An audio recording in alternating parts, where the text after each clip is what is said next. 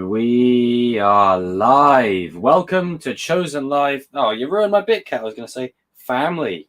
It's all about, oh dear. Family, ladies and gentlemen. Family. What are you doing? Sit down. Family. Welcome to Chosen Live 53. Fast 10 is officially called Fast X. I'm excited. I am excited, and I literally have the first Fast and Furious playing at this precise moment just to set the mood and set the tone. But how are we all doing? Lisa, Leon, Mikhail. I think hopefully I've said that right. Myself, AR, bro. Now, the reason this excites me is I will say this proudly, okay? I'll say this proudly. I am a huge Fast and Furious fan. I know it's something that isn't really said by a lot of people. People would sort of turn their nose up at it. They wouldn't really be open to saying it and say, hey, you know, that's... Let me just clean a bit of the dust off of my lens of it there. There we go. Maybe it's because I got to wear my headband. You know, they'd be like, "Oh, hey, yeah, I like going to see the movies, but they're stupid." You know, like I will gladly say it proudly that I absolutely freaking adore this franchise, and I adore everything about it.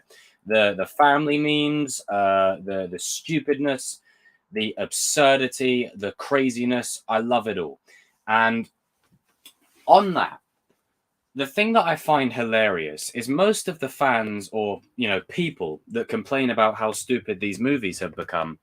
You know, I just want to say this is that if there's anyone who has any single right to complain about the way the Fast and Furious movies are now, is fans like myself who have been here since, you know, day one. You know, I'm not talking, you know, hey, The Rock came in the franchise in Fast 5 and then became a fan. No, I'm talking this. We've been here since these days, you know.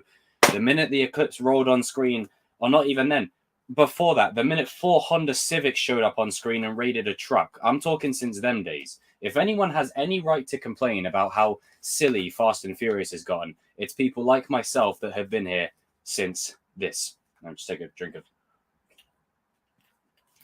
Now, if you're to ask me, what movies do I prefer? The newer Fast and Furious, the older one.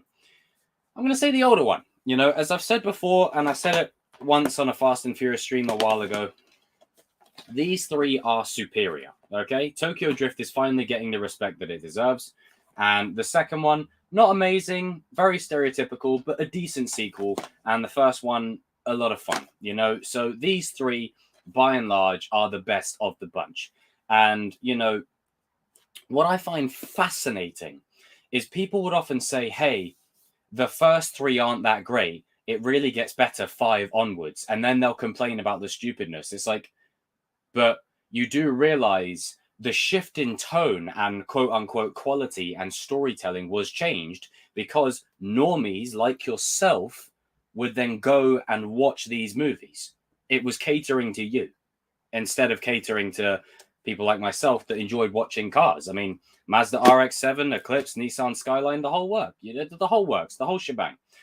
And you know, I'll talk more about that as the stream progresses. But one thing that really kind of irks me a little bit is the fact that we live in this world now where, again, it's either a 10 out of 10 or it's shit. There's no room for like give and take.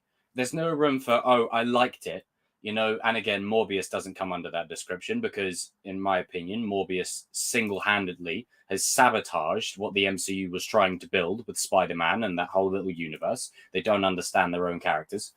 But with Fast and Furious, we're talking about a franchise that's gone on for 20 years, and it's kind of lasted to this point.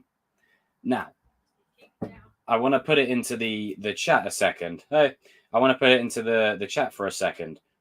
What movie? I want to put it to the chat for a second. What is your favorite movie? Out of curiosity. Oh, we've got Tristan in the chat now. Hello there. Fast and Furious is my second. Come on, of course it is. The new ones. We see. I agree. The first one in Tokyo Drift are where it's at. But this is again, this is where context is important. Is it has to be a 10 out of 10 or it's shit. Like there's no room for in between or middle ground. It's just either this or this, and we don't have to do that. But this is another thing: is everyone's a movie critic nowadays. Everyone's a movie reviewer, and I know that's a bit ironic considering that I talk about movies and pop culture, but I try to give you fair opinions, objective opinions, and then my own personal opinions with a bit of fun. One thing I don't like to do is just sandbag everything.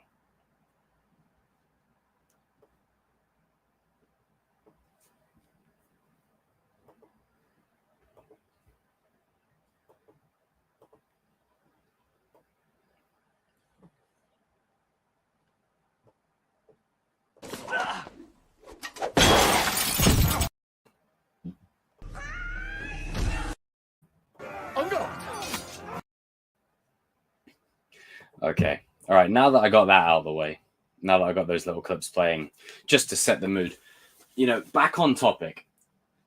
For me, the title Fast X, going away from my original point, the title Fast X is very fitting. And the thing is with the word, like the letter X, whenever a movie has X after it, it usually doesn't signify anything good. I get Jason X vibes, or I get other vibes to other movies where they have X in the title and it just is a complete clusterfuck and it's a mess.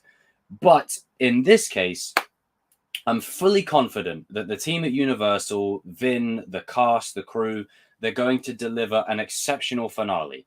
And, I know we're talking about these kind of things in the world of Fast and Furious, and it's a little bit strange.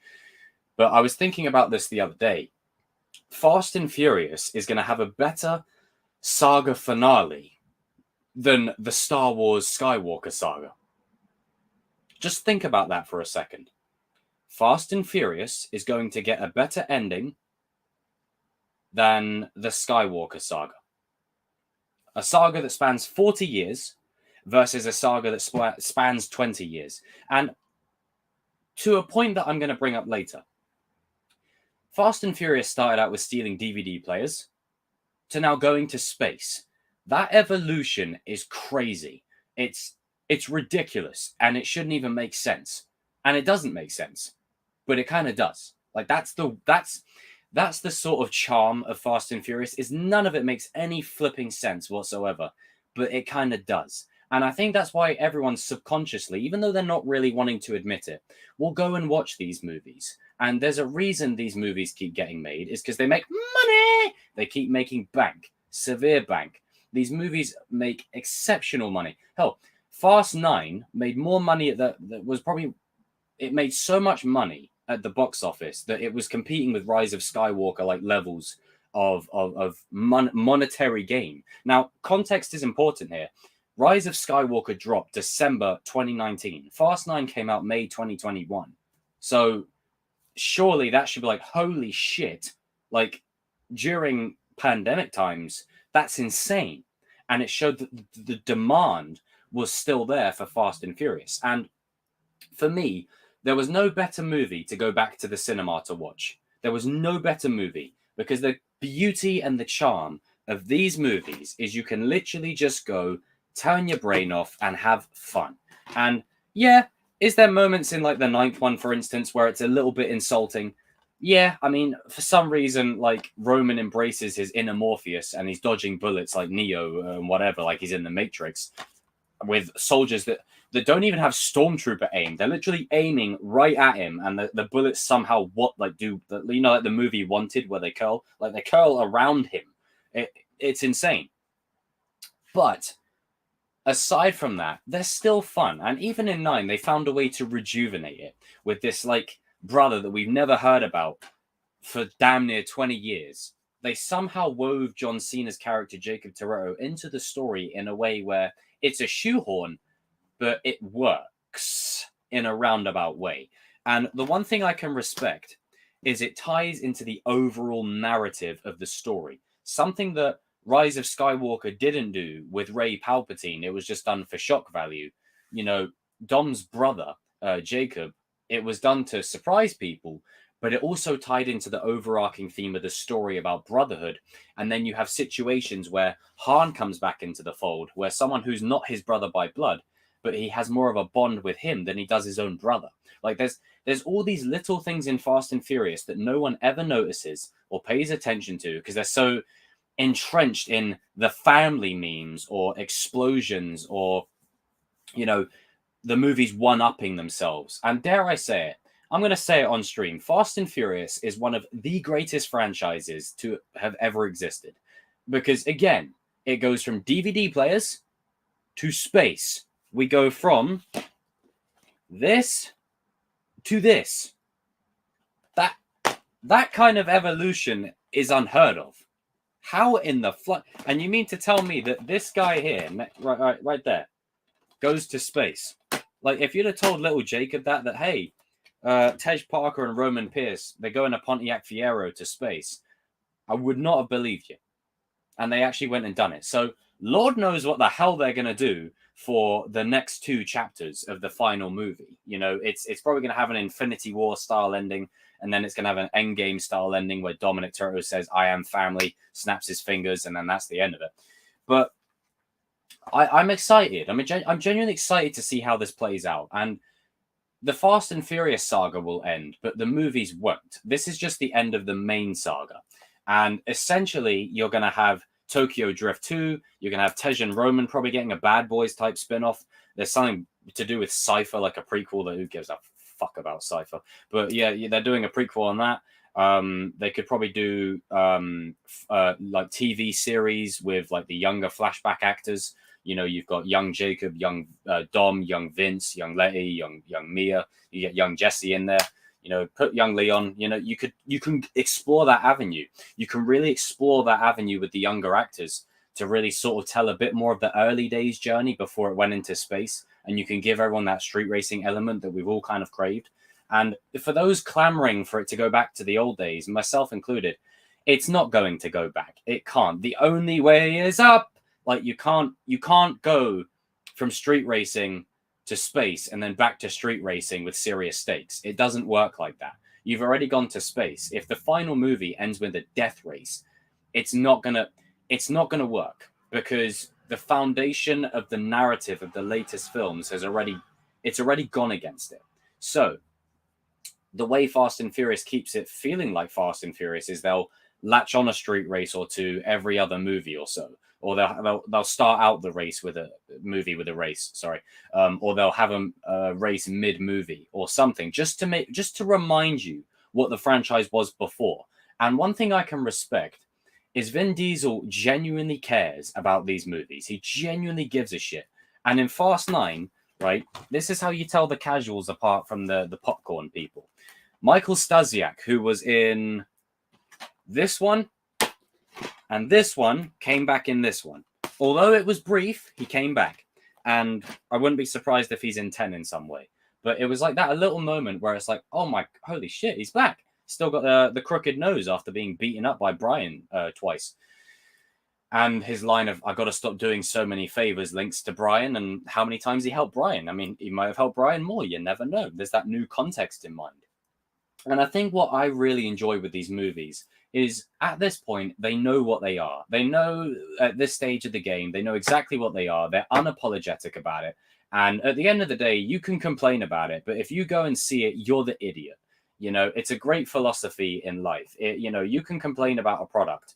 But at the end of the day, if you go and pay money to see this product, then it's on you. It's your fault. Because who else are you going to blame? You go and see it. Your problem.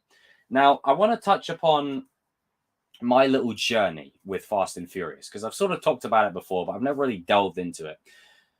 A big reason why I have such passion for these movies and always will is primarily because these were a bonding experience for me and my family. Sometimes we would sit down like on an evening night and we would just put a DVD in and whatever and eat crisps or popcorn and just watch a movie. And it was often a nice little distraction from the problems of the real world. It was a nice little, and if you're wondering why I keep looking up, it's because I got the first movie playing.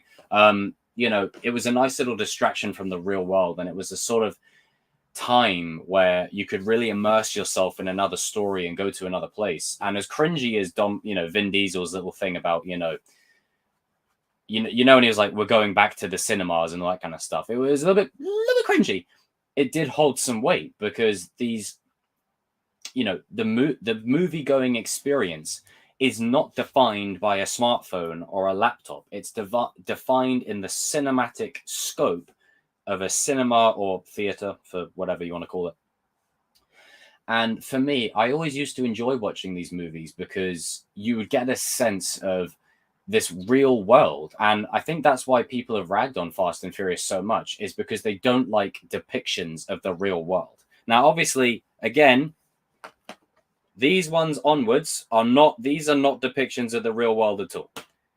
These three, however, are absolutely true depictions. Drifting is all the rage in Tokyo, probably still is, right? Miami is like the central of hot imports, or used to be. I'm not too sure if it is now.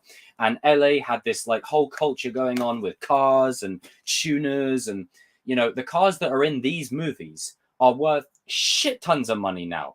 Back then, you could buy something for like a couple of grand, tune it up, work on it. Now it's ridiculous money.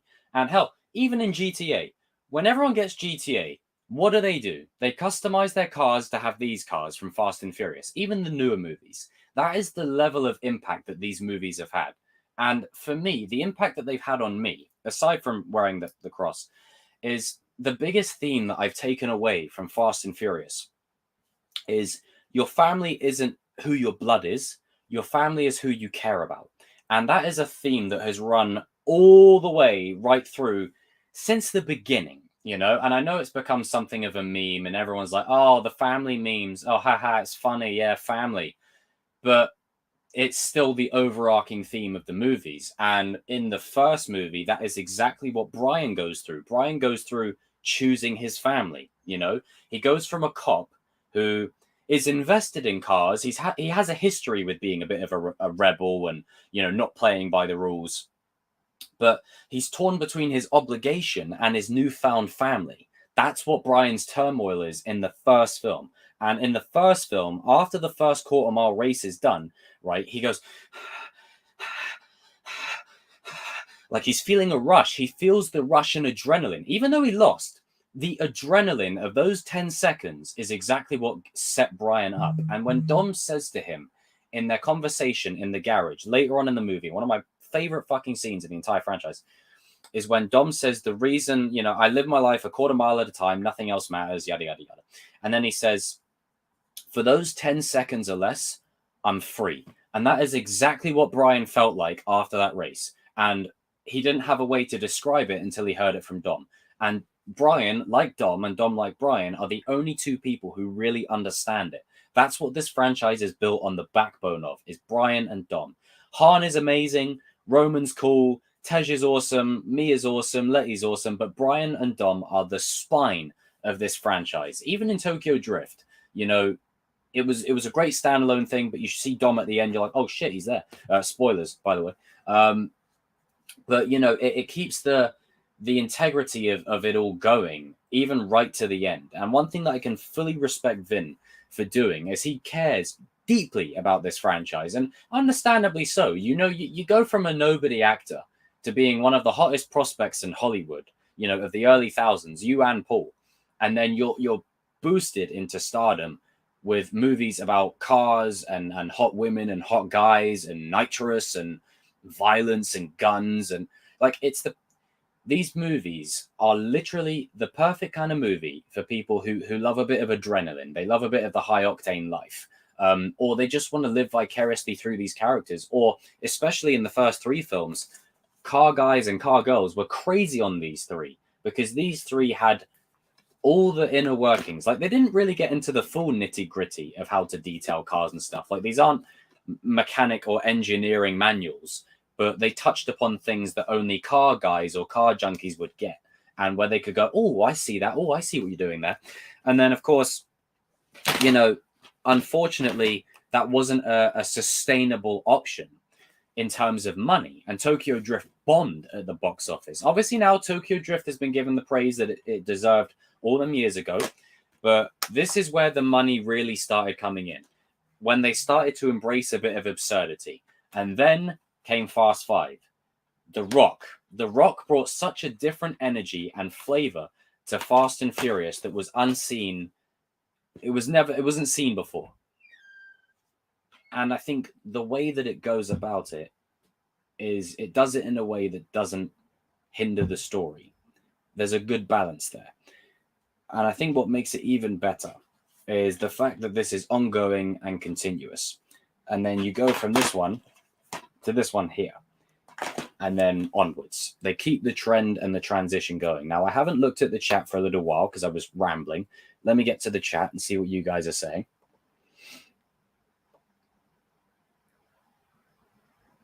Okay, let's have a little look, see who we got. We know the movie is not going to be at its best, but us customers will still buy tickets to go watch it, though. Exactly. Hello there, Connor. Hey, Cobra Kai World. What's up, dude? The 9th maybe went too far. Well, yeah, but I mean, this is the thing. You know, they've gone too far for the last, 4 movies. Just carry on. There's no point stopping now.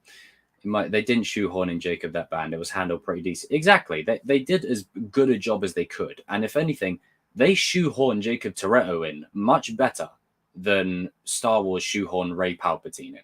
I'll just say that. Fast 6 would have been a good ending. Marvel Fast and Furious collaboration, but maybe. Dom went from being a normal tough dude to pulling down ceilings without any struggle. Yeah, I mean, hell, in the first movie, you can see him visibly scared of Brian's driving, and then it just doesn't pan out that way. Happy 420. Play Fast and Furious Crossroads. Nah, I'm not buying that game. I've heard nothing but bad reviews, and I just don't like the look of it. I do not want cars about... Yeah, Cypher prequel. No one asked for that. Fast 10 got so many new characters. Momoa, Larson, and the Ratcatcher. I know. Going all out. He may not have The Rock, but he's got them. Exactly. He grew up watching them, you know? I mean, to be fair, Roman's Roman's spider in that movie is disgusting. I love it. And that's, you know, that's a big testament to Fast and Furious, is no matter how stupid the movies get or how disgusting I feel watching them, they're fun, you know? And hey, Brian and Roman in that movie. I mean, you got to listen to what Tyrese said about that. It's where you had the token so-and-so and the token so-and-so. Brilliant. I think you had everything with just one bad villain and 2 guys trying to take him down. Yeah, it was a simple movie. Very simple. Very tropey, but very simple. And I think, you know, knowing that is I've said it before, you can have a movie that has tropes, but as long as you deal with it in a respectful manner and you do it in the right way, it doesn't matter that it's tropey.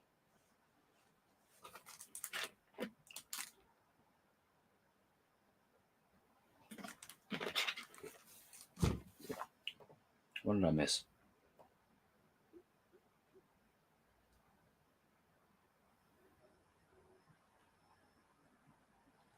Trying to see if I missed anything. Hold on one sec.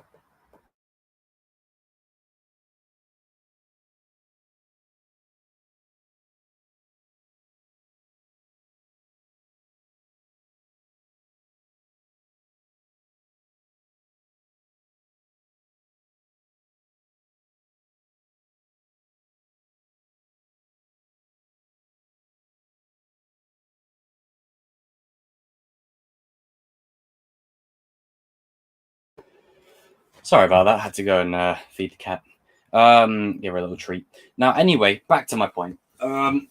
Yeah, it's just, I think seeing these movies and growing up with them it's an experience like no other, you know? And I just really don't like the hate and the constant, oh, these movies are shit. These movies are stupid. But people will go and watch the MCU. You know what I'm saying? And that's not me ragging on Marvel. But Marvel's stupid too. You got a bunch of guys and girls that are, you know, jacked up and in spandex, you know, fighting aliens. That's stupid. I don't hear anyone complaining about that. But, you know, obviously context is important. It's a different kind of universe. But I think for me, the problem that I have with this is this hate is so unwarranted and it's so unnecessary that people don't even have their own genuine opinions of it. They just hear someone say it and then they repeat it.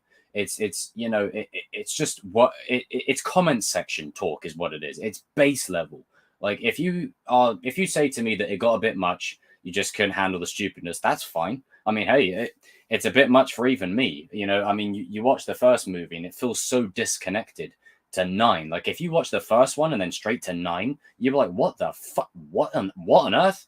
What not on earth? Actually, it would be such an insane transition. But my point with it is that they've taken a franchise with hot imports stealing DVD players to space. Like, give credit where credit's due. Like, I think Fast and Furious really deserves a lot more credit, especially for the amount of money that these movies rake in. And you guys know me, I've said a million times, just because a movie makes money doesn't mean it's good. But that's not my point. Is these movies have churned at the box office, and as much as the first 3 are cult classics, they didn't do well money wise. The first one did. After that, they didn't really do well money wise. 4 onwards, it started to pick up, and then 5, money started to roll in. And from that moment, they've just been keeping on with it. And I think it's that kind of notion that's kept the movies in such a high regard. And each year or each movie they do, they bring someone into the franchise who adds a different flavor.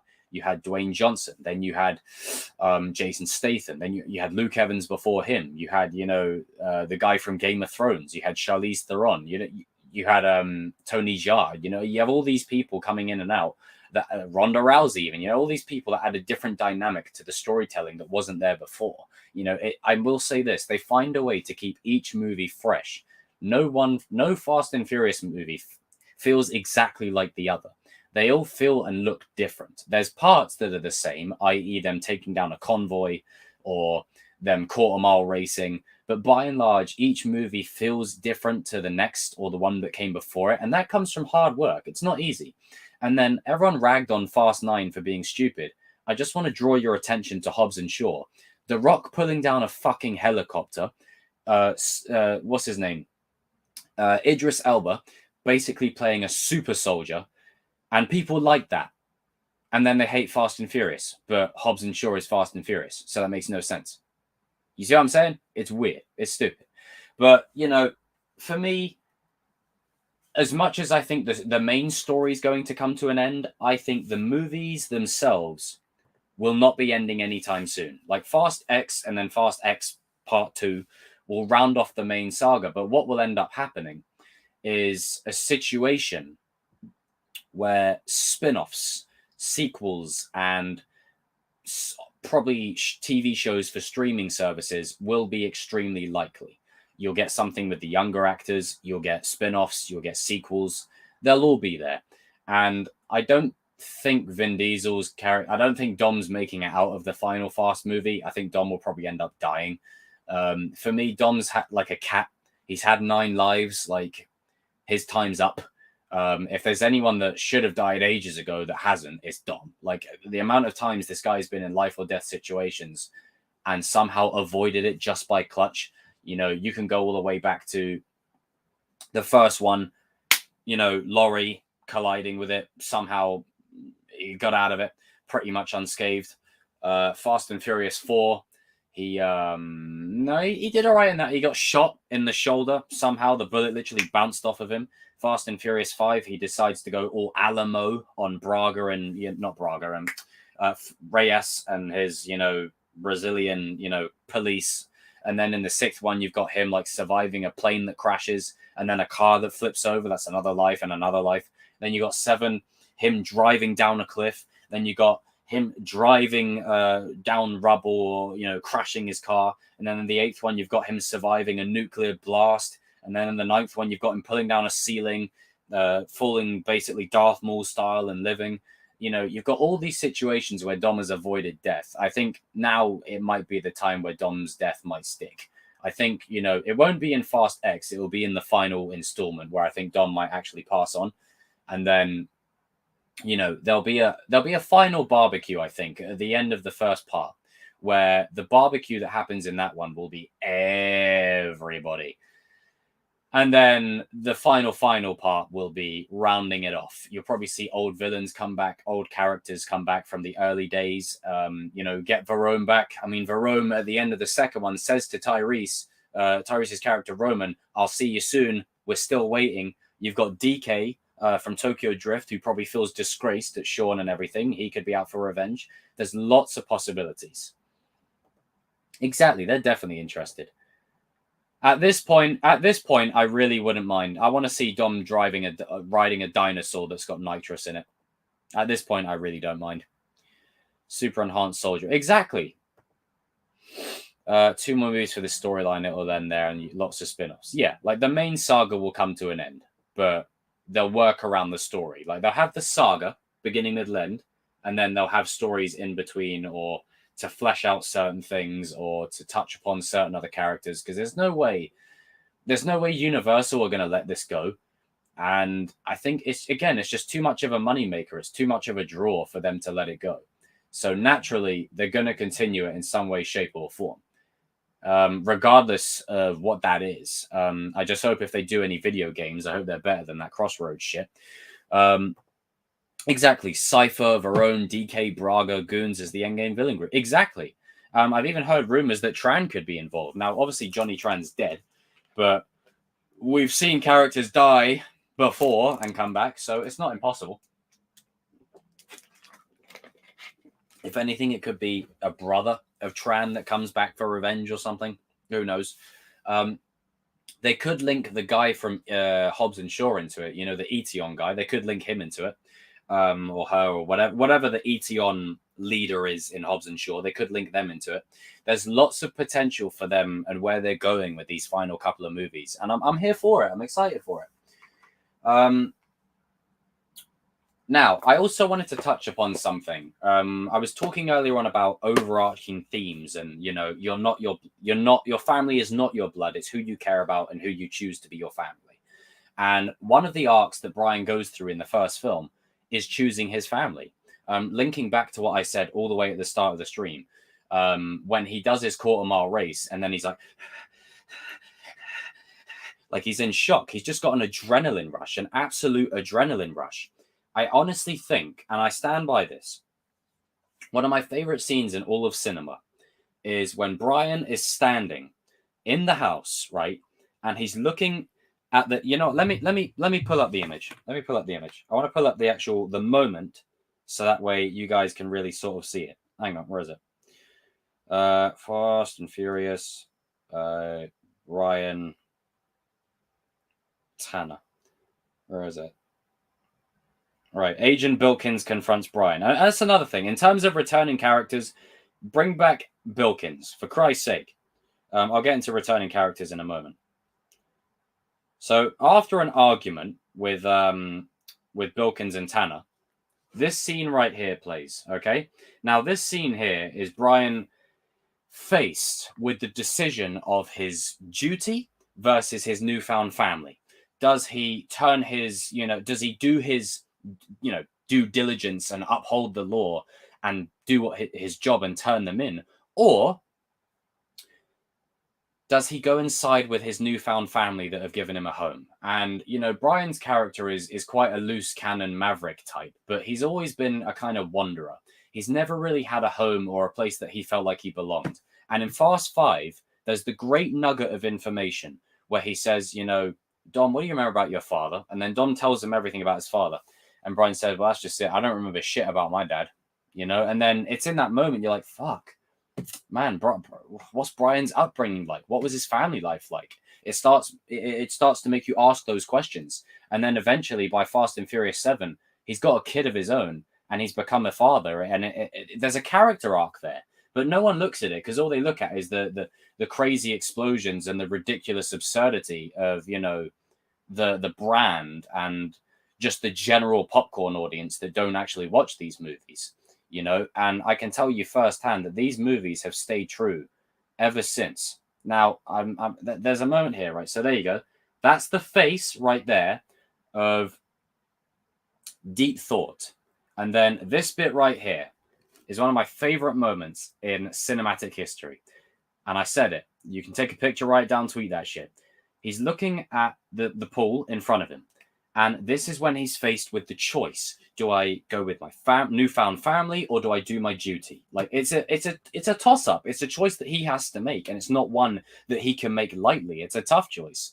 And that ties into the theme of not just the first movie, but that theme is pretty much running rampant across the whole franchise, and you've got to give credit where credit's due. They genuinely care about the story. No matter what director comes in, no matter what actors leave or stay, each Fast and Furious movie feels like it connects to the next one. You have to give credit.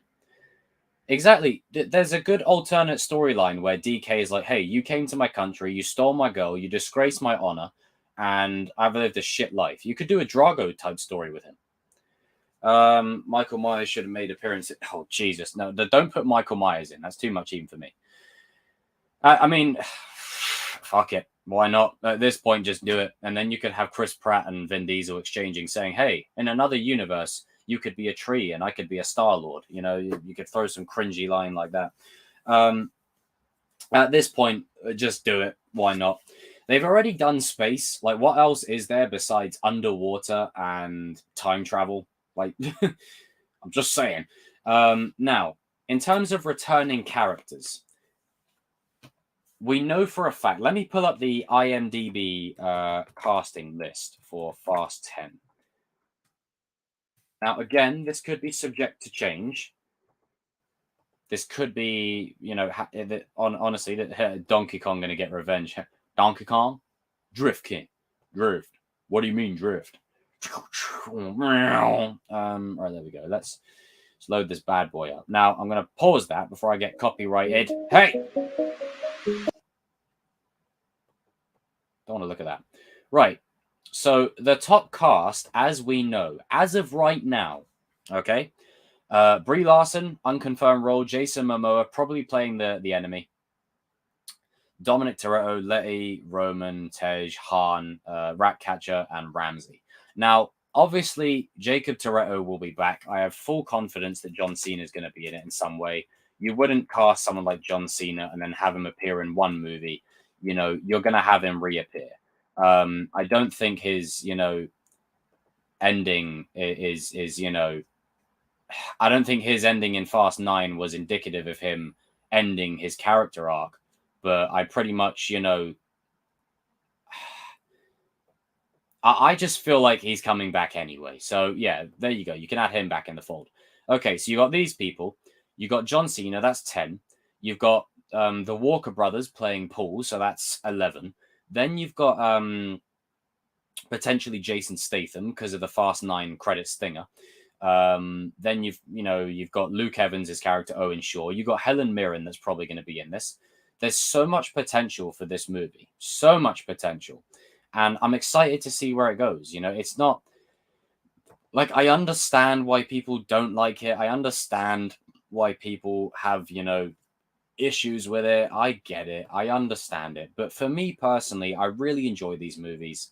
And I think what really, sticks out for me is the fact that when these movies are gone, what will people have to complain about? It's ridiculous. So, again, like I really enjoy these movies and I stand by that. I freaking adore these movies. Absolutely, wholeheartedly stand by it. Yeah, I mean, you ain't wrong. You ain't wrong, bro. I mean, I wouldn't mind if she returned. I mean, they had Eva Mendes come back in the fifth one briefly at the end. So essentially, I'm just saying it's time to bring everyone back. And speaking of family, hello there, TCK. And this is another thing. I just want to, highlight that again for a second. One of the themes of this franchise is obviously family. Now, I was talking earlier, and I've talked about many times ad nauseum, about how your family isn't necessarily your blood, it's who you care about. These movies have inspired my now chosen familiar. That includes you people in the chat. And of course, the kings of pop culture. I would have not brought those guys together if it wasn't for these movies. I always, my whole life, I thought, you know what? It would be so cool if I had my own kind of Dominic Toretto style barbecue, and we actually have the streams on Sundays. You know what I'm saying? Like it's nuts. It's mad. And then you go family, Jacob, aka Dom, family. The only difference is, you know, I'm not as big as Vin Diesel, and I don't have a bald head, but you know, I'm working on that department. But you know, without these movies, there is no kings of pop culture, and that's just a fact. That is an absolute fact. I always wanted something like that growing up, as just like a universal family that wasn't by blood. You know, it was people that I could say, hey, these guys are my brothers and sisters, that we aren't blood related, but they're like a global family, and we're all from different kinds of backgrounds. You know, it's that kind of spirit that I think is important. And touching upon that, I'm actually at the barbecue scene right now when Jesse reaches for the chicken, and Dom's like, because you were the first out of everybody here to reach in to get the chicken, you say grace. Brian's like, what the hell is this? Like, what is this? You know, you're not the Dominic Toretto I've heard about at all. And yeah, Dom's a bit of a loose cannon as well. You know, if you set him off, he can be a dangerous fucker. You know, I mean, in my opinion, this is the most threatening version of Dom out of the whole franchise, because there's that one scene at the end when Brian reveals that he's a cop. Vin Diesel's acting in that scene, right? Let me see if I can just pull up the image. 1 second. Let me see if I can pull up the image.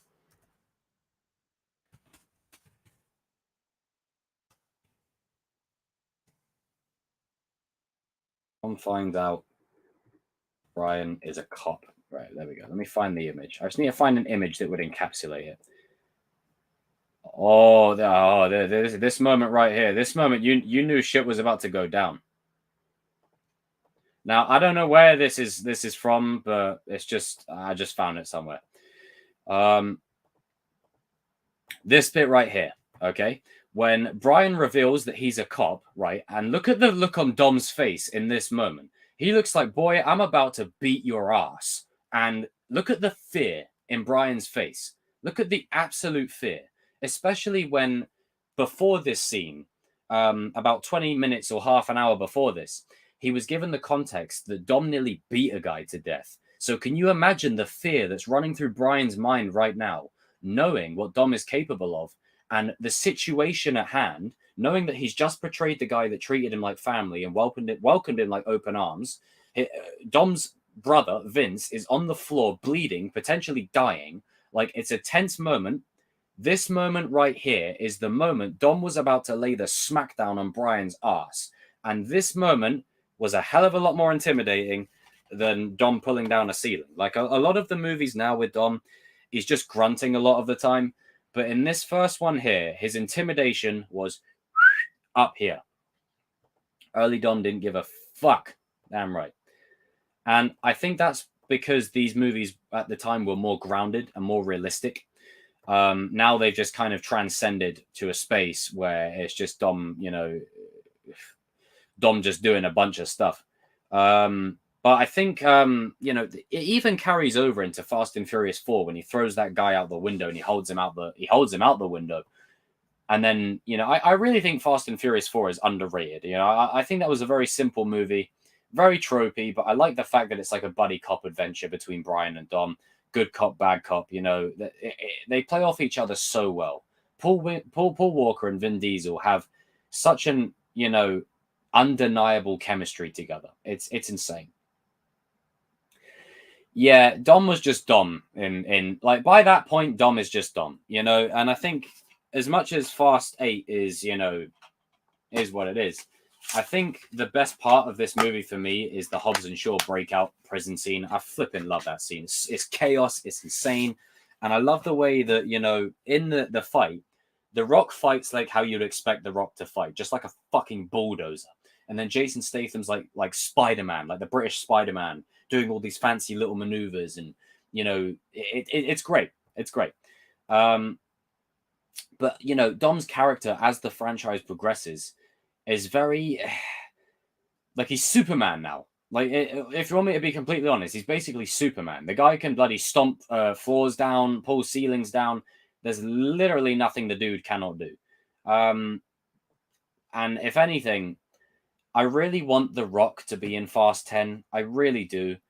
But because Vin and Dwayne have this thing of a dick measuring contest going on, and they're unable to put their pride aside, and they're both alpha, quote unquote. It's a shame, it's a shame that The Rock won't be in the final chapter. Now, I am hoping that they've kept it under wraps and they've kept it quiet, that The Rock might actually be in the final one. Because in my opinion, you cannot have the finale to the Fast saga without having Hobbs. You can't do it. The Rock coming in absolutely rejuvenated this franchise to something different. And I will say this, though. Out of the more insane ones, Fast 5 is my favorite. Like, I will rewatch Fast 5 on a regular. Like, gladly, because that's one of the movies that you can genuinely... It has that good blend of absurdity with action. Like, it measures it well. Kreese has to have a jail fight like that. Aha! When Hobbs clotheslined those two dudes. Yeah, how did his arms not snap off? Keep waiting, bitch. They have to end part 2 with showing Brian CGI as a tribute. Can't on... Well, I think with Fast 9 bringing him back, I wouldn't be surprised, King of Dreams. Welcome, King of Dreams, by the way. First time I've seen you. Welcome to the space. The way I would have it pegged is I think Brian's actually going to be in it quite a bit. I think Brian's going to be in it quite a bit. Not a lot, because they can only do so much, and facial recognition stuff is expensive. But I think, for it being the finale, I think Universal and everyone's going to go all out, and they're going to fund this. And I wouldn't be surprised if you see Brian a good chunk of the movie. And I mean that. You'll see him for a good chunk of the movie. Let me just quickly find something. There we go. Fast 5 and Tokyo Drift. Yeah, damn. Yes. That's what's up. Wonder if you know how man in Tokyo. Oh, yeah. Hobbs has to come back. He does. Indeed. What would absolutely trigger and piss you off if Fast and Furious did something stupid? Nothing. At this point, nothing. They've done, it's at a point now where nothing could really... I want them to go all in. Have Dom fucking, riding a Jurassic Park, Velociraptor that's nitrous charged. Have, Hobbs punching meteors. Have Roman and Tej, flying space cars again. Have, Dom, fucking pulling shit and throwing stuff. Go all out. Go all out. Go all out and go all in. Fuck it. Fast 6 and 1. Hey, Fast 6 slaps. Fast 6 has probably one of my favorite openings of the whole thing. Yes, Leon has to come back. I think let me see if I can pull up an article. Fast 10 Leon. I'm pretty sure there was a reason why he hasn't come back since. Hang on. See if I can find it. Fast and Furious 10 Leon return. Hang on. What's his name? I think it's Bonnie Strong, right?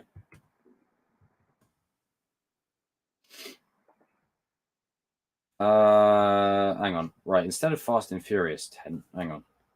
There was an article I found once regarding it. Let me find it.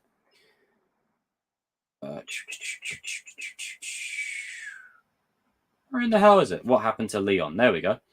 So this comes from Screen Rant. Hey, Natalie, what's up? Never been a fan of the franchise. I can see why people love it. Because it's just fucking nuts, King. It's fucking insane. After the third movie, if you don't care about cars, you don't need to. I'll just say that. After the third movie, they just throw cars in for the sake of it. And this is one thing that bothers me, is the cars in the first 3 movies are actually classics. The cars that they throw in the newer movies, imagine losing to Arsenal. Fuck off. So basically the cars, as I was saying, if I was rudely interrupted, the cars in the newer movies are mostly to get revenue from Dodge or whatever. I mean, Jesus Christ, there you go. That's the muscle that I want, and that's the muscle that I have.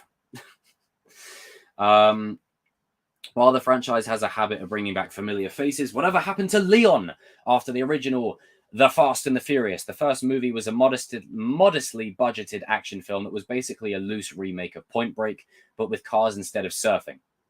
True.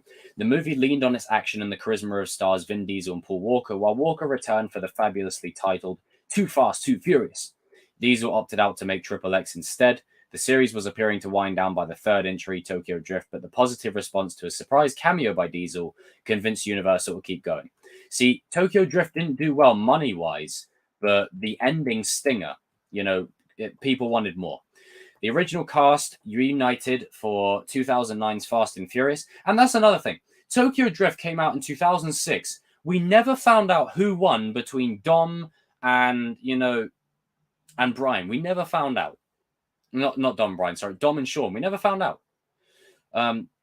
He's like, Han said you was fast, not that damn fast, and that's it. Surprise success of that film convinced the studio to go even bigger. The drama gets soapier and the action more insane. Yep. Now, where's the bit about Leon? Family is a core theme of the series, both in front of and behind the camera. With a key example being Matt Schulze. This character was part of Dom's crew in the original before reappearing in Fast 5 and sacrificing himself of the team. One character whose fate... And that's one thing. Vince's death in Fast 5 pissed me off. I hated that. I still do. It's so wasteful. So unnecessary. Leon was another member of Dom's crew and acted as a dispatcher. He also took part in the Fast and Furious big truck heist. He splits from the group after the heist goes very bad, and that's the last anybody saw of him. While Strong still acts, he's mostly focused on his music career.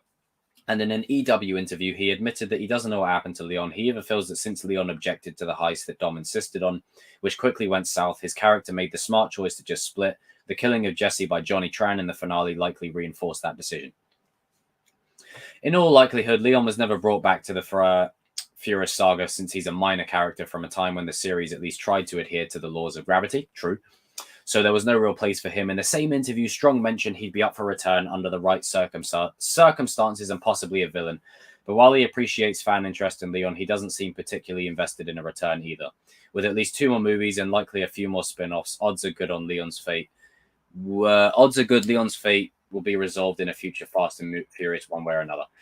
So I think it's basically a given that he ain't coming back. I mean, if he is, I really want him to come back, even if it's a throwaway scene, just because, hello there, Dom runs for president. That's it. Wow. Woo! Toronto 2024. I would like to see Leon again. He's the only one of the original crew that hasn't been brought back. Dom and Hobbs teaming up in Fast 6. Chills. You're damn right. I used to think the big guy they fought in Fast 6 was Brock Lesnar. Nah. Tokyo Drift can't be doing that to Jacob. It's just someone trolling for the sake of it. Tokyo Drift ages extremely well. Yes, it does. It does indeed. Enketia owns Chell shit.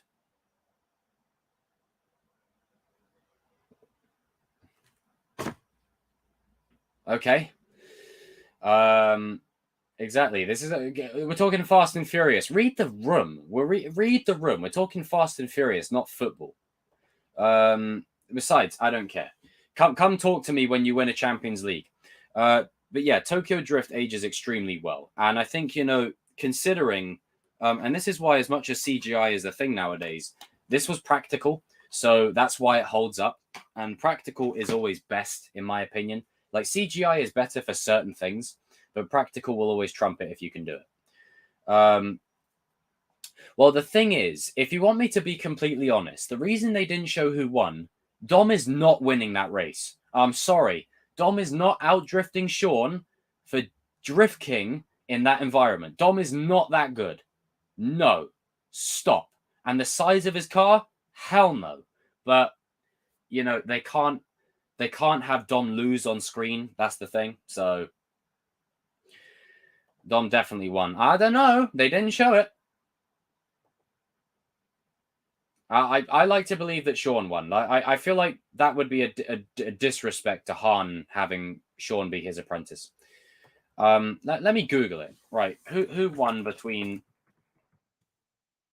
Sean and Dom? Oh, it says later revealed by Dom that the race was won by Dom. But did it really reveal it, though? It didn't really reveal it. He just said, you were fast, not that damn fast. That's it.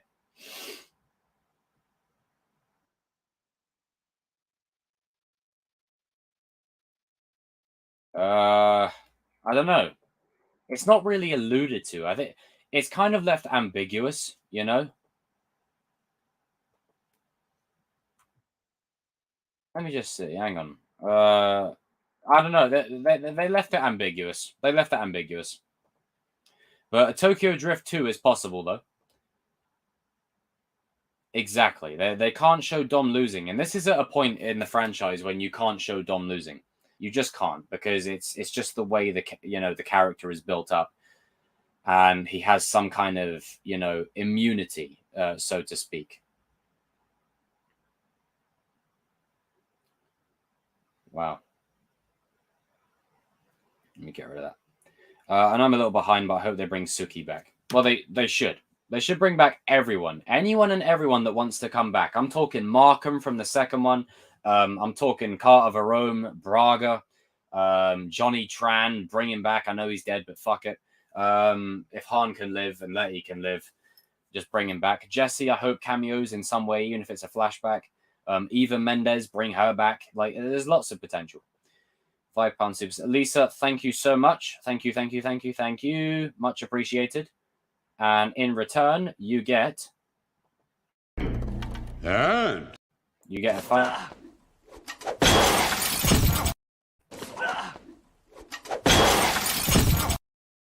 You get funny videos. Thanks, Lisa. I don't think they'll be able to do a good Tokyo Drift 2 today. No, not really. I mean, in terms of the world and the gravity of this one, no. But to be honest, I think with them having it as a saga, it allows them to do old school Fast and Furious movies. Lisa the Legend. That's it. Raise those pint emojis. Hey Mustang, what's up, dude? But yeah, like I really enjoyed these movies. I don't have Hobbs and Shaw on DVD because it's on like every fucking streaming service. But I've got 9 Family right here, and I have them usually in my rewatch Rolodex. Like when I was working on my Sean video yesterday, I literally had this one playing in the background. Like they're just. And to be honest, these movies have also inspired. That they inspired me to work out. They inspired me to want to travel. Because they go to so many locations. You've got LA, Miami, Tokyo, Mexico, Brazil, London, back to LA, back to Tokyo, and then up in the I've forgotten the place. I've forgotten the place that they go to now. Then you've got Cuba, is it? Whatever. Then you've got this one goes all over. This goes London, Scotland, fucking all the way out in the sticks. Like it goes everywhere. So. The first Fast movie got 6.8 rating out of 10. That's really good. Fast 9 inspired you to take aspirin.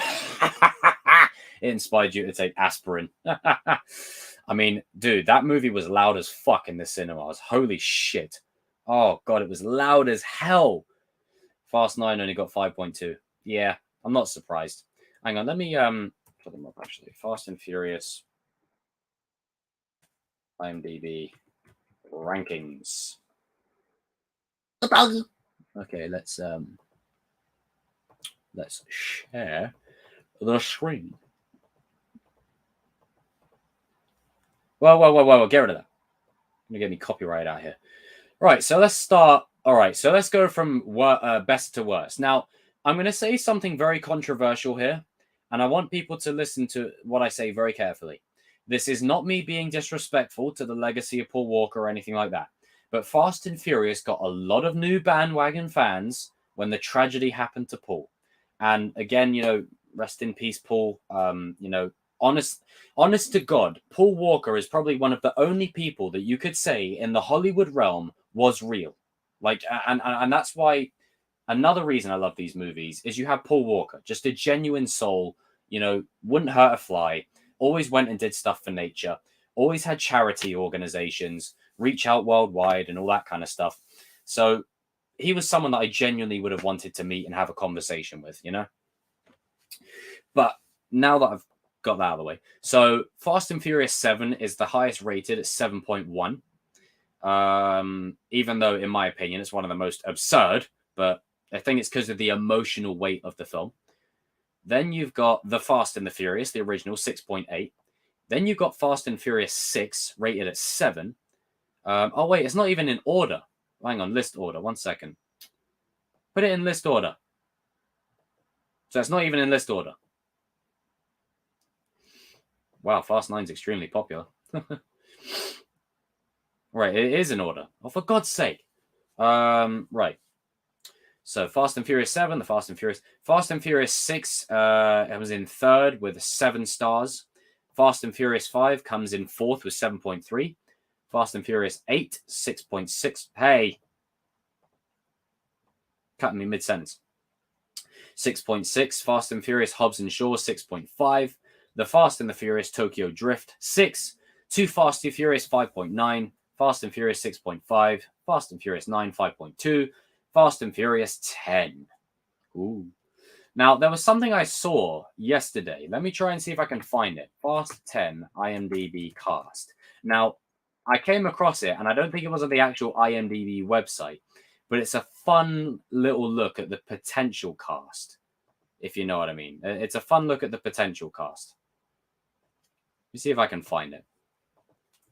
Honestly, I couldn't stop laughing. I said, Jesus, if this is the cast for the movie, like the real cast, holy shit. Now, obviously, it's not from the actual full-on IMDb website, but man, oh man, did it look good. See if I can find it. Oh, I came across it earlier on. I can't find it now. That's annoying. Honestly, it was ridiculous. Like, it had literally every character from the first movie to now, and it even had Liam Neeson in it. Like, it literally had Liam Neeson. He's like, Dominic Toretto, I have a particular set of skills. I wouldn't be surprised if Fast 10 goes underwater. Yeah, I mean, it makes sense. You got Jason Momoa, go underwater. Hey, Lee, what's up? Rest in peace, Paul Walker. I know. Rest in peace. If Fast 10 gets a rating below 5, I'm not watching it. I say watch it. You've come this far. This is your fight now. So whatever happens next, it's up to you. You've come this far. We're going to go all in. We're going to go all in. And I'm going to be... have you guys seen Cosmonaut... what's the channel name? I think it's Cosmonaut. Cosmonaut Hour. Hang on.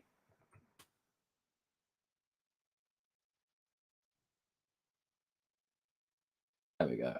Cosmonaut Variety Hour. I became a Fast and Furious fan in 1 week, and you can too. Watch this video. I'm going to get the link, and I'm going to share it into the chat, and then watch it in your own time or whatever. Because honestly, this guy gets it.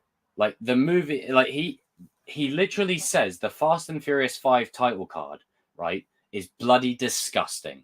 I love it.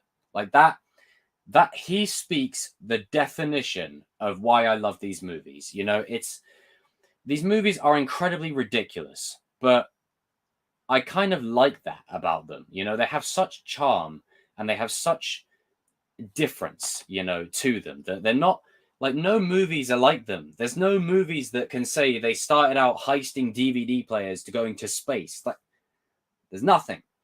I'm watching it no matter what. Damn right. No, don't do me like that, Jacob. No, you will watch it. You will watch it. If one of us suffers, we all suffer. Fast and Furious has heart, and that's why I stick around. Yeah, damn. Yes, you speak my language. That leads me on to my next point. Let me take a swig of this. As crazy and as bombastic and as stupid as these movies get, the one thing they have is heart. Each movie has that heart. It still has the integrity of what made this special. Now, if you were to go from this movie to this movie with no context whatsoever, you'd be like, what the fuck? But with the heart of this movie and the heart of this one, the heart is still there and the same themes. Yes, you can make a joke about family. Yes, you can make a joke about whatever. But I really enjoy Fast and Furious, and it's something that I can't recommend enough, because sometimes you need movies that are just fun. And oh my God, dude. Lee, I'm so sorry to hear that, mate. Everyone in the chat, can you do me a favor? Can you raise a toast to Lee for me, please? Oh, mate, my thoughts and prayers are with you. My thoughts and prayers are with you. That's heartbreaking. I'm sorry, Lee. You can, yeah, I'm sorry to hear that, Lee. Well, we're all always here. We're all always here, Lee. Funeral Friday. May she rest in peace. I'm sorry to hear that, man. You can have any brew you want as long as it's a Corona. You're damn right, Jermaine. You're damn right. That's it. I'm gonna raise a nice little toast as well for.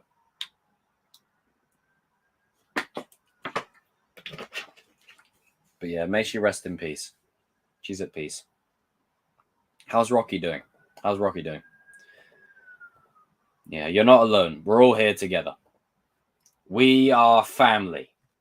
See? Fast and Furious coming in clutch. It's coming in for real. We are family. But yeah, no, we're all here with you, Lee. Sorry to hear about that, dude. Man, that's heartbreaking. Well, best of luck at the funeral, pal. Best of luck.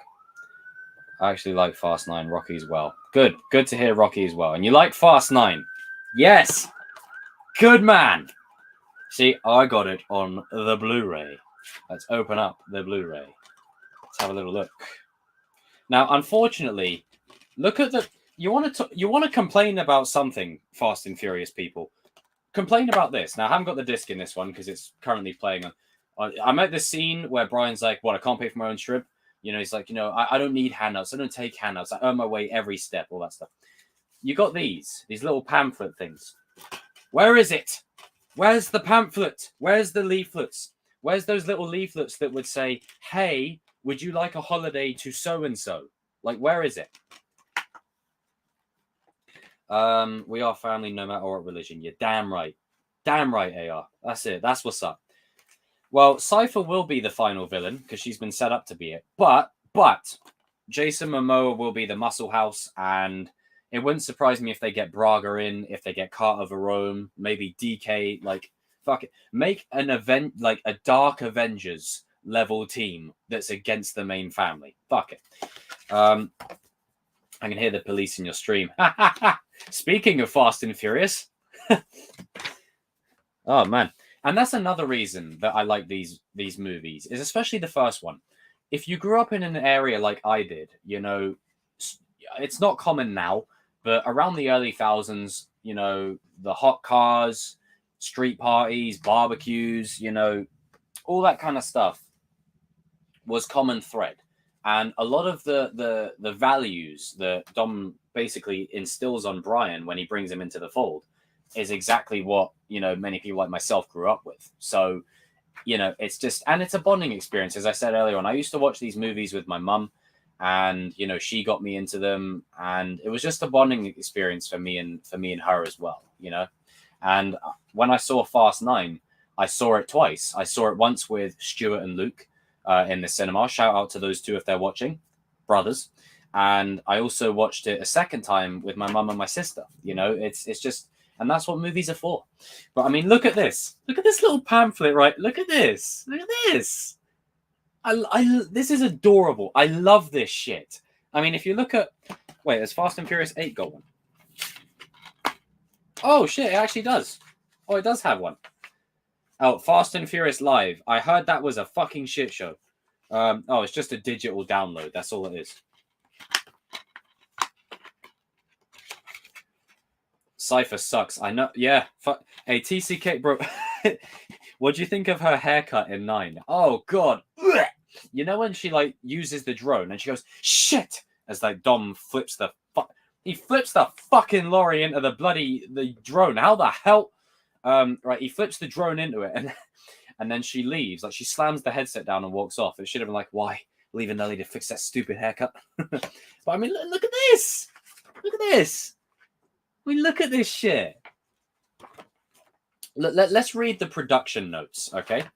Let me read the production notes, okay? This is the stuff that you used to get with movies. You don't get this stuff now. To cut costs. So, Saturday night, midnight, a deserted street in a lonely industrial wasteland on the outskirts of Los Angeles. Suddenly, a mighty roar. The air is filled with the sound of turbocharged horsepower coming from under the hoods of dozens of colorful Japanese and German subcompacts and sports cars, which quickly pull into the street and create an illegal drag strip a quarter mile long. These customized vehicles are driven by men and women, mostly in their 20s, representing all races and nationalities. See, family, universal. They walk around and admire each other's handiwork before getting down to the business at hand, finding out who has the fastest car of them all. And one thing that ties into the theme of the franchise, it doesn't matter what's under the hood. The only thing that matters is who's behind the wheel. Welcome to the world of import street racing, the world of the Fast and Furious, tapping into a rich, vital subculture of America's youth that few people are aware of. Producer Neil H. Moritz, I Know What You Did Last Summer, and director Rob Cohen, dragging the Bruce Lee story, set out to tell a classic story of loyalty, betrayal, freedom, and high-octane action.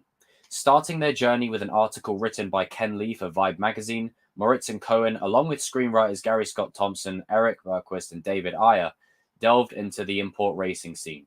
Wait, is that the same David Ayer? Hold on a minute.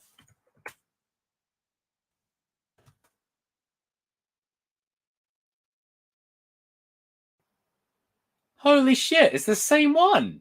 Oh shit, I didn't even know that. The David Ayer that did the Suicide Squad even worked on the first Fast and Furious. What kind of shit is that? Fuck. Anyway, learned something new. Delved into the import racing scene. They attended races, documented the culture. You see, that's what I'm saying. This movie is a time capsule. It's a time capsule. These things were rife everywhere. And befriended such legends as driver RJ. Hey, RJ, you're in this, by the way. RJ D. Vera. Let me have a little look. RJ D. Vera. Oh god, he's the guy that plays the one of the racers in the first movie. Oh shit. Looks nothing like my RJ, I'll just say that. Who plays Danny Yamato in the film, and Craig Lieberman, head of the National Import Racing Association, NIRA. Cohen learned that it's a hobby and a lifestyle, dazzlingly multicultural, which has stretched from LA to the entire world via magazines. And the phrase multicultural, there's a reason why Vin Diesel keeps saying it. It's because it's been in here since the beginning. And also, I just want to say this. Talk about diversity. Fast and Furious has done diversity much better than any other Hollywood franchise. And it done it in an organic way where it was earned and where it was serviceable and where it worked. And it did diversity before it was cool and everyone wanted woke points. That's another thing. And also, it doesn't make all the black characters token comedic relief. I'm just saying that. I know Roman kind of goes into that tropey sense, but, you know, you've got characters like Tej, Ramsey, you know, so they find a way to balance it. But I think they only made Roman the comedic relief because Tyrese is he's hilarious. Anyway, but in I prefer Tyrese in the second one, though. That was when he was best. I was in jail, bro. And I'll take my cutter back. His rich ass. It's like, means you're always getting in trouble over a female, Brian. Exactly. Unlike the classic American street races depicted in such films as Rebel Without a Cause and American Graffiti, who used some elbow grease and a little mechanical know-how to soup up their cars, this new generation relies on computers, fuel injectors, nitrous oxide boosters. I never knocked on nobody. That's the bit I'm at. And other high-tech equipment to power their rice rockets to speeds of over 150 miles per hour. Boom. These are 21st century cars, reports Cohen, and a $5 billion industry has developed around the import add-on business with the spoilers, bumpers, tires, rims, intercoolers, megaflows, and other high-performance parts that can be added. And that's another thing. Not just the culture, the business opportunities that this culture had created was insane. To enhance the authenticity of the film, key members of the cast and crew attended a high-performance driving school in Las Vegas, where they mastered racing, sliding, turning sideways, and other stunts. Regarding this intense training, star Paul Walker commented, I just learned, what the fuck? It's smaller. I learned just how little I actually knew about driving. The cars were authentic too. The orange Supra that Walker drives in the second half of the film is actually owned and run by NIRA head Craig Lieberman. He also has a YouTube channel. Go check him out. And the white Jetta, driven by Chad Lindbergh Jesse, is a privately owned vehicle that has been featured on 3 different magazine covers.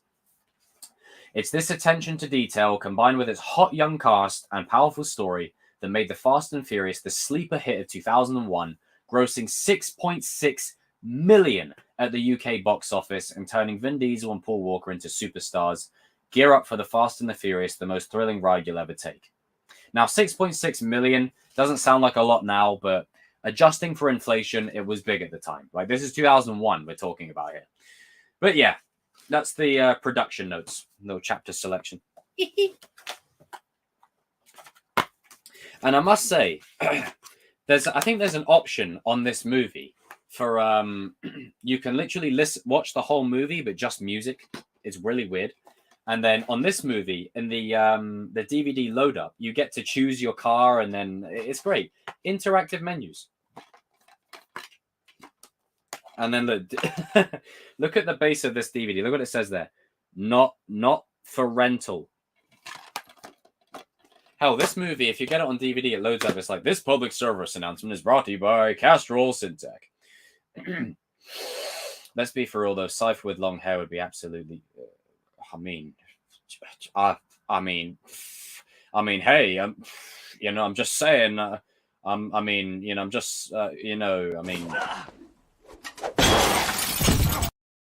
just saying that haircut was worse than Robbie's hair in season 1 and 2. Robbie's season 2 hair looks majestic compared to that hair. I know, it's like the hair way it flows in the wind. Jermaine, I'm exactly the same, bro. What's your least favorite Fast and Furious movie? I don't really have one. I'd say Fast 9 in terms of story and direction, but I still enjoy it. Simple. That's it. I love how they wrote that on the pamphlet. I know RJ's not here today. He'll be here probably later. Tyrese. Yeah, someone want to tell Tyrese that he can't be Blade. Roman always makes me laugh. I know. Roman tells you they are. It's literally the Bad Boys duo. When Roman tried to reading Russian in Fast, when he's like, do you understand any of that? Now, what the hell are you reading? Oh, another character, Mr. Nobody. Kurt Russell is a fucking... He is so perfect for this franchise. So perfect. And I tell you what, bring him back again and bring Little Nobody back. You know, Scott Eastwood's character. Bring him back as well. I remember I did car mechanics in college because of Fast and Furious for 1 year as I was doing maths and English at the time.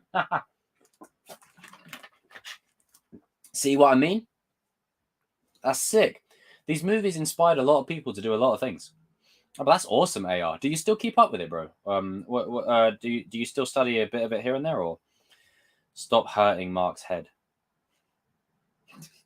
Speaking of, you know the bit in Too Fast, Too Furious when Brian and Roman, they jump to Verome's boat and then they land. He's like, "This is crazy, man. What are you doing?" Ah! And then they crash, and then Brian's like this. And then Roman's like, I think I broke my arm. It's just funny. Hey, Mia, better hide your baby, or I'm just playing. You better hide that big ass forehead. That was real, by the way.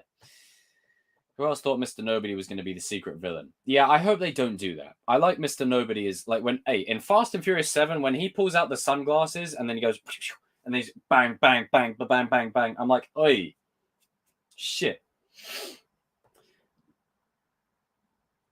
It was improv. You can even hear like Roman in the background saying, I was just joking, like, but whatever. If there's one thing I don't like about Fast 6 is when Giselle dies, it's a heartbreaking moment.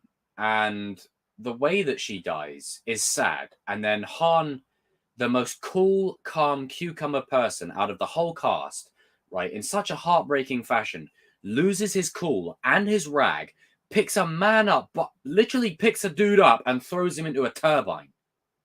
Like, I was like, holy shit. For Han to do that, then that is indicative of how much was taken away from him in that moment. Heartbreaking. And the acting by Sung Kang, when the plane crashes and then, you know, Letty and Dom are reunited and it's like, oh, you know, all right, okay. They're reunited, whatever. And then Mia hugs Brian, and then, Mia says, wait, where's Giselle? Like, she looks at Han. Han's fucking broken. She's like, where's Giselle? Where's Giselle? And then, and they didn't do bugger all with it. They could have gone all in with it just a little bit more. Let me find the moment. Fast 6. Giselle death. I was actually spoiled Giselle's death before watching Fast 6 because I was looking at the characters on Wikipedia. Let me see if I can find it. So that's why with Justice for Han, with Han being brought back, as convoluted as it is, Han's story was never given the credit it deserved. And Han is probably one of my favorite characters in the whole franchise for the simple reason that he's the most grounded, In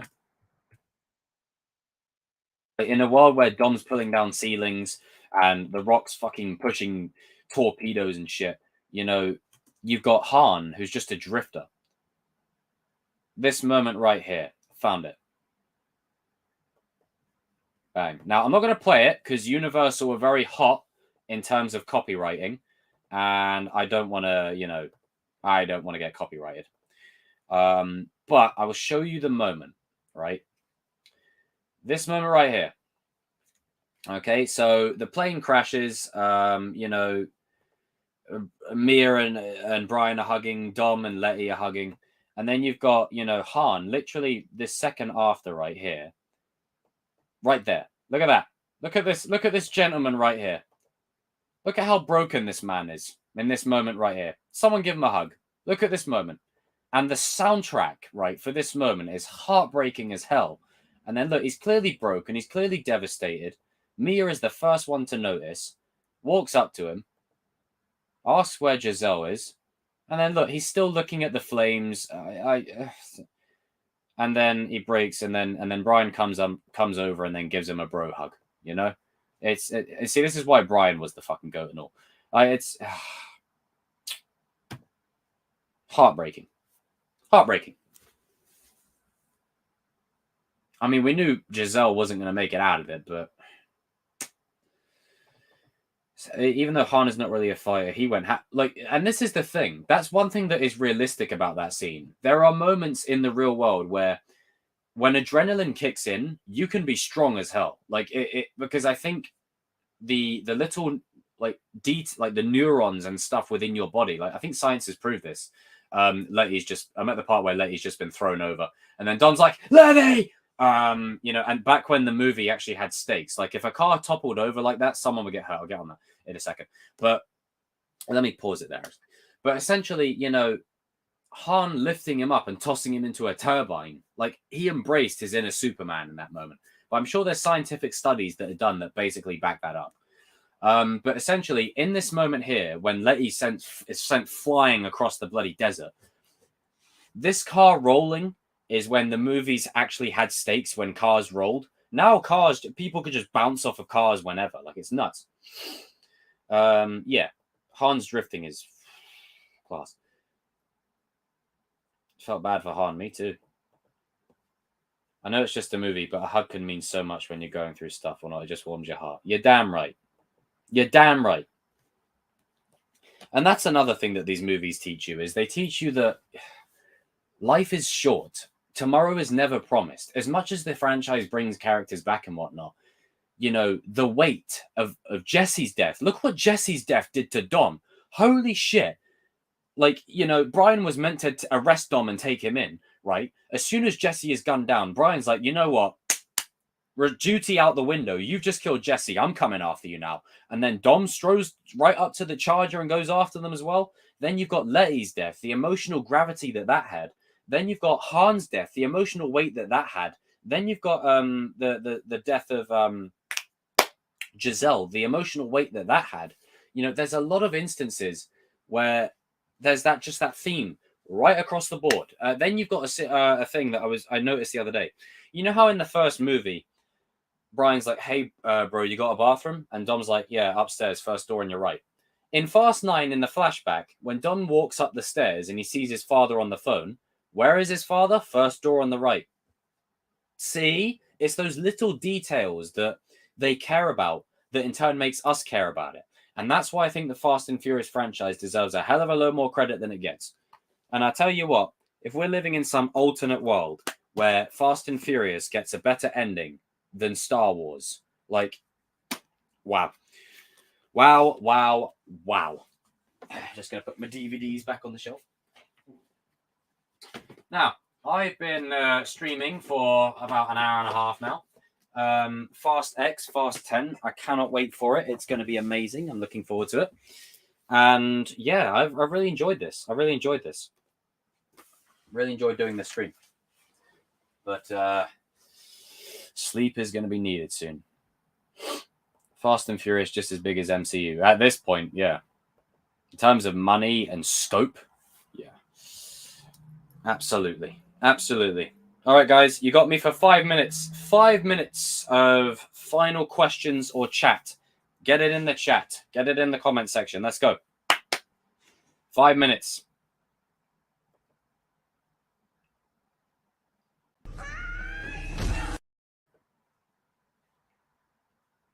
I'll wait on your guys' comments in the chat.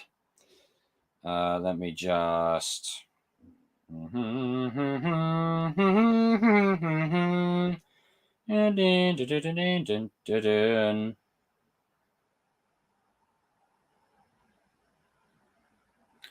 Favorite fight in the franchise besides Hobbs and Dom? Oh, the Hobbs and Dom Hobbs and Dom in Fast 5, fucking insane. But I've got to give it to Hobbs and Shaw in Furious 7. Them two going at it, oh son. Like, honestly, the hype of that moment when it's like, you know, Hobbs literally goes, and I love the fact that, I'm just going to be honest, as much as The Rock is cool, he has an ego, okay? So when he's like, like, you're hacking into my computer, I'm like, bro, that's not just any random thug. That's Jason Statham, right? And Jason Statham's response is, just one sec. And he's like, you know, I was like, oi, that's how you know Statham's entered the fold. He don't give a fuck how muscly you are. Like, if you're my honest opinion on Jason Statham would kill Dwayne in a real fight. Like, Jason is a trained, you know, like in every form of combat, like known to man. Like that dude would kill people. But and then The Rock gets like, you know, a rock bottom on Jason Statham. It's brilliant. It's absolutely brilliant. I love it. That fight was so fucking sick. Yeah, I mean, they teased him at the end of Fast 9, so they may as well just bring him back. Thoughts on Legends, Star Wars' favorite part? The Thrawn trilogy. You know, to me, that was the sequel trilogy. The Thrawn trilogy. I love that trilogy. It's a good trilogy of books. Heir to the Empire, my first ever Star Wars book. But yeah, I really do. Off topic, your video on Sean was very good. Thank you, Lisa. I appreciate that. And thank you again for the £5. Thank you, thank you, thank you. Now, let me just put up Fast X one more time. There we go. Put it up one more time. Hang on. Is there a way I can cut the image? Because I'll... Fuck it. Hang on. Where is it? Because it has like an awkward cut-off bit there. I don't want it to have that. Oh, screw it. Best moment in Fast and Furious. It's Fast 5's ending. I love that ending. The ending where they steal the safe, they get the money, they get the dream life. I love that shit. I love that. And then I think the close second would be the quarter-mile race from the first one. And then third would be Paul Walker's tribute. That was heartbreaking. See you again. Teaming up against Brock Lesnar. Dude, that was a hype moment. I was losing my shit. Did I watch Moon Knight episode 4? No, I'm going to go watch it now before bed. Need to watch it. Just finished episode 3 earlier. You saw a big doo-doo this time. Sorry, I had to play it one more time. Off topic, but I had pineapple on pizza today. Oh, for God's sake. How? How did you eat pineapple on... Oh, God. Pineapple on pizza. Always the anomaly that's brought up in this the chat somehow. Pineapple on pizza. I'll tell you what. You want to know how you can make that pizza somewhat edible? You take bits of the pineapple off and you throw them. Did I like episode 3? Yes, I did like episode 3. I've heard episode 4 is nuts. It got a rating of 9 earlier on, I heard. It's fucking insane. Absolutely insane. But ladies and gentlemen, thank you for tuning into this Chosen Live. This is all Chosen Lives are basically going to be, is just me on my ones talking talking shop about anything. Fast X, Fast 10. Are you excited for it? Are you, are you looking forward to it? What's your hype moment? What do you want to see? Comment below, or if you're watching after the fact, comment in the comment section down below. Leave a like on the video, and yeah, that's it for family. For family, pineapple on pizza. So no. Yes, thanks for a good stream. You're welcome. You're welcome, AR man. I enjoy doing them. Pineapple on pizza sucks, and some butter. Tom says good stream. Cheers, Tom. Thanks, bro. TCK. See you later, TCK. See you later, Tom. See you later, Tristan. Fun for family. Thank you again, Lisa, for the £5. Now, I don't have a clip to play of Fast and Furious. So is there a way I can... Is there anything... Ah, there we go. You can have any brew you want, as long as it's a Corona. That's Vince's, so enjoy it.